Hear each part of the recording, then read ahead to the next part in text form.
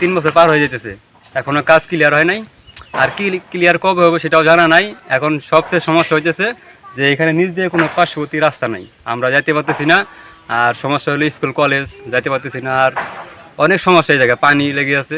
School যাইতে কাপড় ভিজে যায়, স্কুল ক্লাসে করা যায় না, হাত পা চুলকায়। আপনাদের কাছে একটা বাসের ব্রিজ চাই।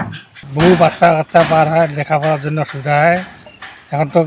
এখন পানি বড়, এর জন্য একটা বাসের সাঁকোয়া দিলে ভালো হয়। শিডাঙ্গা যে ব্রিজটির কাজ চলমান রয়েছে সেটি আগামী সেপ্টেম্বর মাসের মধ্যে কাজটি সমাপ্ত হওয়ার আমাদের একটা চেষ্টা রয়েছে। সাময়িকভাবে যে দুর্ভোগটি হচ্ছে ওখানে জলাবদ্ধতার অতিবৃষ্টির কারণে শুরু হয়েছে, সেটা আমরা নিরসনের জন্য একটি টেম্পোরারি সেতু করার ব্যবস্থা নিয়েছি। হওয়াজনিত কোনো জটিলতা না থাকে তাহলে আমরা চেষ্টা করব অতি দ্রুত সম্ভব এটি মানুষের চলাচলের উপযুক্ত করার জন্য, অবমুক্ত করার জন্য।